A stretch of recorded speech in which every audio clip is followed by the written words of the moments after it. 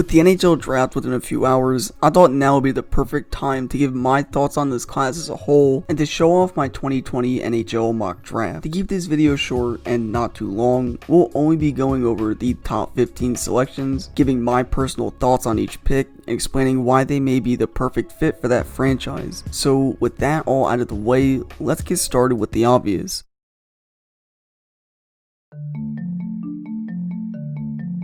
We all know that unless something absolutely crazy happens, that Alexis Lafreniere will be the #1 pick. Now, we've talked about Lafreniere several times already on this channel, and we've pretty much agreed that this guy is going to be a stud. He uses his size to break through the opposition, and his puck skills are magnificent. His defense could use some working on, and speed isn't really his main trait, but Lafreniere still reminds everyone of a superstar caliber player in the NHL. The Rangers are going to select Lafreniere, but who did the rest pick from there? Believe it or not, this class is super deep, so people are wondering who the Kings will even pick at number 2. And we have our answer. This was close to call, but at number 2, I think LA takes the gamble on Tim Stützle. There's always been that one player who surprises scouts and rises in the rankings months before the actual draft. This year, it happened to be Stützle, whose speed and stick handling is what impressed scouts the most. Stützle isn't as big or tall as Byfield, but he's still able to be a shifty, do-it-all forward who's very versatile as well, which may be why he has the upper hand, as while Byfield strictly plays center, Stützle can play both at center and on the wing, but don't be surprised if it ends up being Byfield.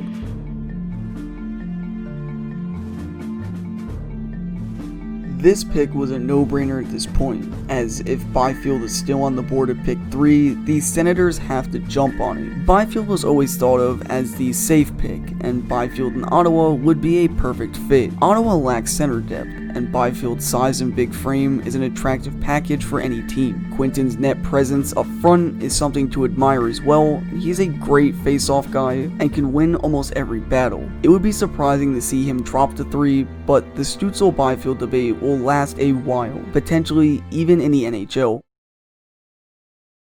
Now, Detroit has so many options to pick 4, and now that the big 3 are off the board, they basically decide who goes where from here. Detroit has been reaching out to many of the prospects, and the names that have mostly been noted are Lucas Raymond and Cole Perfetti. However, although I love them both, I think Yzerman selects Perfetti at 4. It's just a gut feeling. They don't call him Perfect Perfetti for nothing, as Cole Perfetti's hockey IQ is outstanding, and you can really see it evolve every time he steps on the ice. Cole's shot is something to admire as well. I wouldn't call him a sniper per se, but he's pretty dang close to it. Perfetti's creativity and offensive awareness may intrigue Detroit enough to select him at 4. So where does that leave Lucas Raymond? Well, going back to Ottawa at pick 5, many have them taking a defenseman, but in my opinion, you go with the best available player, and to me, that's Lucas Raymond. Now, personally, Raymond is my favorite prospect in this draft as he's super fun to watch. Raymond's ability to snag loose pucks and create scoring opportunities is second to none, and he's able to create these chances due to his positioning. Raymond's performance at the World Junior Championship is what really made him become a standout player in my eyes. Raymond has always been able to force the opposition to take a penalty or turn over the puck. All in all, he's a complete package that the Sens can't miss on at number 5.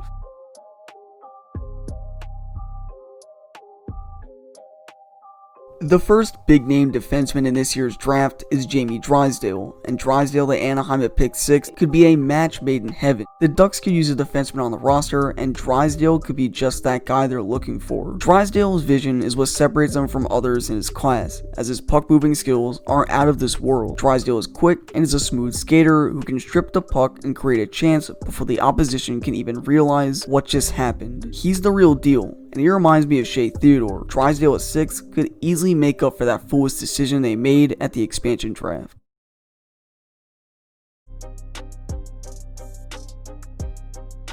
Now, Marco Rossi is an interesting player, as some have him going as high as 4th overall and as low as 9th overall, but that's what also makes Rossi such a unique player. He's very sneaky and is extremely underrated, but yet can shoot a laser of a shot and score at ease. Rossi is a force to be reckoned with on the ice, as he's a fast skater and is very hard to push off the puck. His main trait is speed, and that speed could help excel the Devils if he's taken with the 7th pick. New Jersey has struggled to create scoring chances this season, and adding Rossi's great puck smarts and unique scoring touch could help turn that problem around. Now these next two teams both share something in common. They both need center depth, and Holtz could be a great pick for Buffalo at pick number 8. Holtz's shot is second to none, and he's able to switch up on a dime. He can beat you anywhere on the ice, and is an underrated goal scorer. Holtz's hands are outstanding as well, as he's able to use his smooth stick handling to create chances up front. He could be perfect for Buffalo. So at number 9, I have the Wild picking Anton Lundell. Minnesota's interesting, as they've traded most of their centers away these past few weeks, and are in a rebuilding state. Lundell would be a perfect addition to the Wild's very weak prospect pool. Lundell's size, reach, and strength would be perfect for the Wild style of play, and his skating is just the icing on the cake. Lundell to me is one of my gems, as I love watching players use powerful strides and speed to beat their opponents, and Lundell does just that. He's great defensively and is just all around an outstanding package. Minnesota couldn't pass on this guy.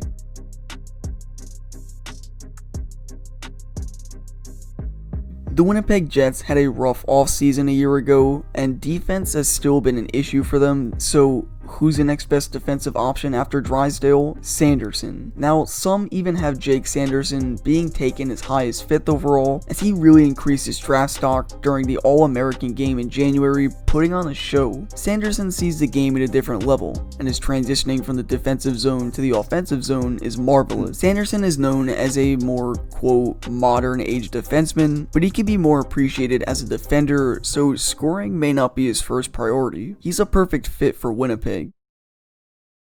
Nashville's an interesting choice, as they can really go anywhere this draft. However, I think that they'll pick an insurance plan for an aging Pecorine and draft Yaroslav Askarov. Askarov has been extremely hyped up, and rightfully so. Some have even compared him to, yes, Carey Price. Nicknamed the Dream Killer, Askarov's combination of athleticism, size, and mentals makes him the perfect goaltender for any team. Askarov may be young, but he already resents leadership qualities and always gives it his all. His angles are great, but however, he still needs to work on his glove hand. Askarov, all in all, is a very exciting goaltender to watch and would be a can't miss for Nashville at pick number 11.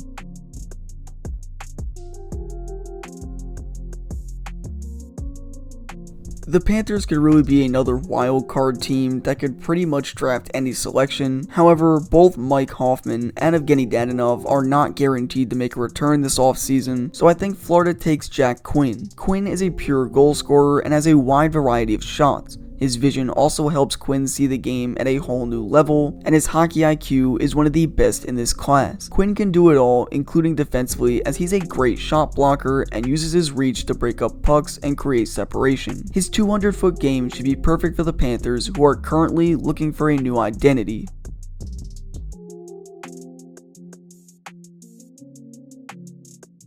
Seth Jarvis reminds some scouts of the great offensive-minded Brayden Point. Many of the Canes taking Askarov at this point, but Jarvis would be the best available here, so Carolina takes the bait. Jarvis came off a monster season with the Winterhawks. He's a great, pure goal scorer who's extremely agile. Although his size may be concerning to some, Jarvis' smarts allows him to avoid bone-crushing hits, and his speed allows him to take off and join the rush. Jarvis is all speed, and this new Carolina team is fast-paced and extremely skilled. He would fit great with Carolina, but many think he won't be able to adapt to a bigger, heavier league. But just ask guys like Brayden Point. That shouldn't be a problem for Seth Jarvis.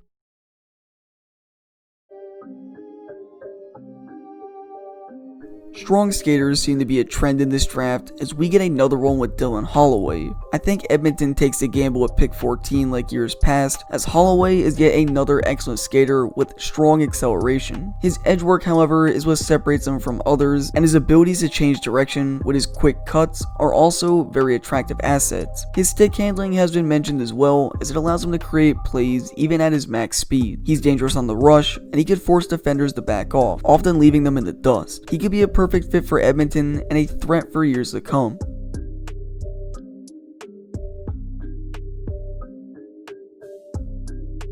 The Maple Leafs have heard the same thing over the years. They need a defense. So Even with guys like Mercer and Zari still on the board, I say they make a jump and take Caden Gooley. Gooley's size, speed, and absurd gap control makes him the best two-way defender potentially in this draft. Gooley was one of the top defensemen in the CHL due to his great multi-directional mobility. Gooley's pivoting and shifty play allows him to open up space and easily coast up and down the ice. And he also isn't afraid of faster opponents either, as his big frame is hard to get around and his positioning plays a huge factor. Gooley could be a very attractive pick for the Leafs at 15, and I wouldn't be surprised to see him get selected that high.